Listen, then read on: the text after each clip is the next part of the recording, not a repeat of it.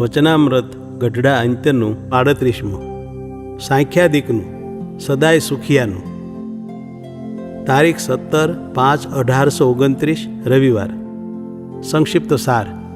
પહેલો, માયિક આકાર માત્ર મિથ્યા છે, કેમ જે તે નાશવંત છે, તથા શ્રીહરિ અને તેના મુક્તોના આકાર સદા સત્ય છે, કેમ જે તે દિવ્ય છે.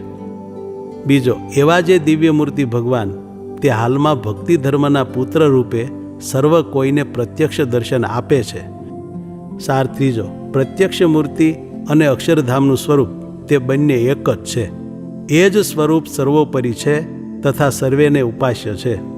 સાર ચોથો, દ્રવ્યાદિનો લોભ વગેરે 6 વાના જીવતા કે મરીને પણ સુખ લેવા દેતા નથી. માટે જેને સુખી થવું હોય તેણે મોટા સાધુ સાથે જીવ જડી દેવો અને વિષયથી છેટે રહેવું.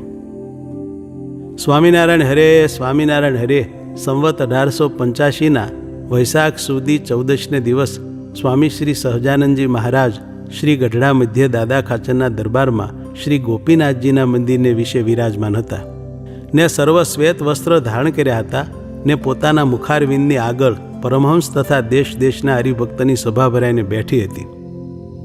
પછી શ્રીજી મહારાજ બોલ્યા, જે અમે સાંખ્યાદિક શાસ્ત્રના વિચારે કરીને એમ નિશ્ચય કર્યો છે જે માયાના કાર્યમાંથી ઉત્પન્ન થયા જે આકાર માત્ર તે સર્વે મિથ્યા છે, કેમ જે એ સર્વે આકાર કાળે કરીને નાશ પામે છે.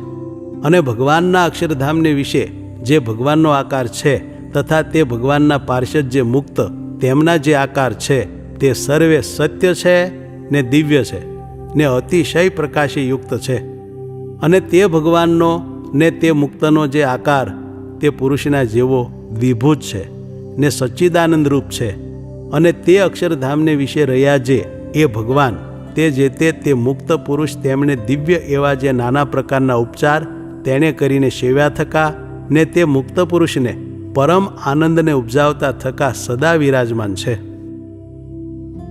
અને એવા સર્વોપરી જે પુરુષોત્તમ ભગવાન તે જ દયાએ કરીને જીવોના કલ્યાણને અર્થે આ પૃથ્વીને વિશે પ્રકટ થયા થકા સર્વજનના નયન ગોચર વર્તે છે ને તમારા ઈષ્ટદેવ છે ને તમારી સેવાને અંગીકાર કરે છે.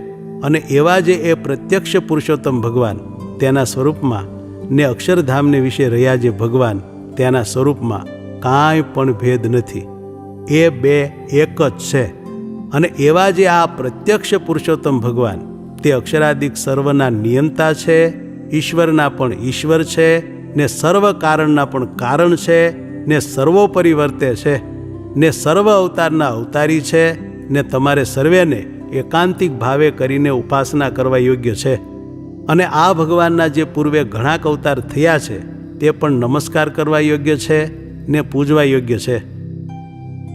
અને વળી શ્રીજી મહારાજે એમ વાર્તા કરી જે એક દ્રવ્યાદિકનો લોભ તથા સ્ત્રીને વિશે બેઠા ઉઠ્યાની વાસના તથા રસને વિશે જીવવાની આસક્તિ તથા દેહાભિમાન તથા કુસંગીમાં હેત રહી જાય તથા સંબંધીમાં હેત હોય, એ 6 વાના જેને હોય તેને કોઈ દિવસ જીવતે ને મરીને પણ સુખ તો ક્યારેય થાય જ નહીં.